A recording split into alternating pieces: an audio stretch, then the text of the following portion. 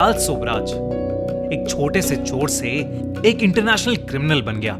Passports चुराने से लेकर लोगों को ड्रग करके लूटने तक अपनी चालाकी और अपनी बीवी शैंटेल की मदद से वो हर बार पुलिस की हिरासत से बच निकला।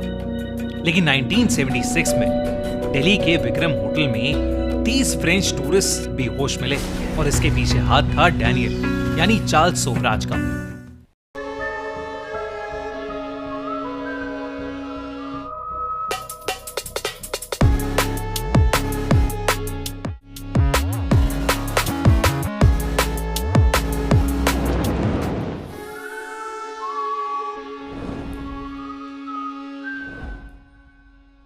जून 1976 एक फ्रेंच स्टूडेंट्स का 30 लोगों का ग्रुप इंडिया पहुंचा। उन्हें घूमने का बहुत शौक था और वो इंडिया की हिस्ट्री और कल्चर जानने में बहुत ही ज्यादा इंटरेस्टेड थे। इसी बीच उनकी मुलाकात डैनियल और उसकी टीम से हुई, जहां उस ग्रुप ने कई टूर गाइड्स के साथ घूमा था, लेकिन डैनियल जैसी नॉलेज उन्होंने किसी के पास नहीं देखी थी। डैनियल ने उन्हें कई जगह घुमाई और हर छोटी बड़ी चीज में उनकी हेल्प की। आखिरकार वो लोग 3 जुलाई को दिल्ली पहुंचे और वहां विक्रम होटल में रुके। एक दिन बाद उनके जाने से ठीक एक रात पहले चार्ल्स ने उन्हें कुछ एंटीबैक्टीरियल गोली दी और कहा कि ये उनको इंडिया के खाने से बचाएगा। सबके एशिया में ट्रैवल करते हुए पहले भी बुरे एक्सपीरियंसेस रहे थे, तो उन्होंने खुशी खुशी वो दवाई ले ली। पर बेहतर महसूस करने के बजाय सब एक एक करके बेहोश होने लगे। कईयों को उल्टी आने लगी तो कईयों का शरीर कांपने लगा। देखते ही देखते 20 फ्रेंच टूरिस्ट विक्रम होटल के लॉबी और रेस्टोरेंट में उल्टी करके बेहोश पड़े मिले। जो होश में थे उन्होंने चार्ल्स को घेर लिया और पुलिस को फोन किया गया। कुछ ही देर में सबसे पास वाले थाने से 2 पुलिस ऑफिसर्स वहां पर आ गए। डैनियल ने उन्हें भी बेवकूफ बनाने की कोशिश की, लेकिन तभी वहां पहुंचे सुपरिटेंडेंट टुली। कई साल पहले जब चार्ल्स अशोका होटल से अपेंडिसाइटिस का नाटक करके भागा था, तब उस टीम में टुली भी थे। टुली डैनियल को देखते ही समझ गए कि वो और कोई नहीं बल्कि चार्ल्स है और उसको तुरंत अरेस्ट कर लिया गया। अरेस्ट के वक्त पुलिस को रियलाइज हुआ कि ये चार्ल्स का सोचा समझा प्लान था और वो उस दिन भी उन सब के पासपोर्ट्स और पहचान चुरा के अगले कई साल तक दुनिया भर में अपने क्राइम्स करने की फिराक में था। पुलिस ने उसके तीनों साथियों को भी अरेस्ट कर लिया। चार्ल्स के नए गैंग मेंबर्स ने सब कन्फेस कर लिया। इंटरपोल के केसेस के तहत चार्ल्स को इंडिया की सबसे सिक्योर और खतरनाक जेल तिहाड़ भेज दिया गया। सबको लगा कि चार्ल्स जेल के अंदर जाकर रुक जाएगा। दरअसल चार्ल्स ने अरेस्ट होने से पहले ही अपनी बॉडी में कई कीमती जेम्स छुपा लिए थे। जेम्स जिनकी कीमत कई करोड़ों में थी। इन्हीं जेम्स का इस्तेमाल करके चार्ल्स इंडिया की सबसे खूंखार और हेवीली गार्डेड जेल का धीरे धीरे करके राजा बन गया था।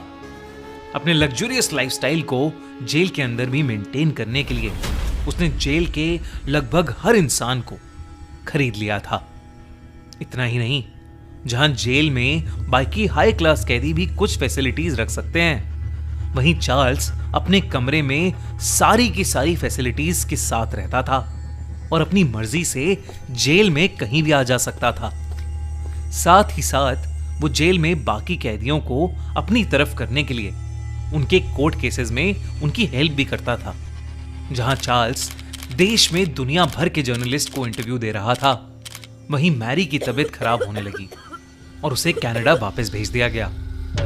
पर चार्ल्स अपनी आशिकी का जाल फैलाता रहा, बल्कि कई जर्नलिस्ट, कई लोग जो उससे मिलने आए, यहां तक कि उसकी खुद की लॉयर स्नेह सेंगर को भी उससे प्यार हो गया था। वहीं थाई पुलिस उसके सारे क्राइम्स को इंटरपोल के साथ इन्वेस्टिगेट कर रही थी और अब बस चार्ल्स के इंडिया में कैद खत्म होने का वेट कर रही थी, ताकि वो उसको उसके क्राइम्स के लिए वापस थाईलैंड ले जाएं और वहां उसको उसकी सजा दें, जो थी एक डेथ सेंटेंस। 10 साल तक इंडिया में रखे जाने के बाद उसका थाई पुलिस को हैंडओवर होना था। लेकिन 10 साल होने से जस्ट पहले कुछ ऐसा हुआ जिसने सबके होश उड़ा दिए। 16 मार्च 1986 तिहाड़ जेल उस दिन आम दिनों से ज्यादा शांत था। जब ऑफ ड्यूटी ऑफिसर वापस जेल में आए, अपनी ड्यूटी चेंज करने के लिए पहुंचे, तो उन्होंने जो देखा वो देखकर उनके भी रोंगटे खड़े हो गए। जो तिहाड़ सबसे हेविली गार्डेड प्रिजन्स में से एक था, उसी तिहाड़ के लगभग सारे गार्ड्स और सारे ऑफिसर्स बेहोश पड़े थे। जेल के सारे दरवाजे खुले पड़े थे और सारे कैदी अंदर बेहोश पड़े थे। जब सब होश में आए और चेकिंग पूरी हुई, तो उन्हें समझ आया कि यह सब चार्ल्स की ही साजिश थी, जिसने अपने बर्थडे पार्टी की खुशी में अपने बाहर मौजूद गैंग मेंबर्स से ड्रग्स से भरे लड्डू बनवाए और पूरी जेल में बंटवाए। तिहाड़ जेल से अब चार्ल्स के साथ 16 कैदी भी फरार थे। इंडियन पुलिस अब चार्ल्स के पीछे हाथ धोकर पड़ गई थी। हर स्टेट में और हर अखबार में सिर्फ चार्ल्स के ही चर्चे थे।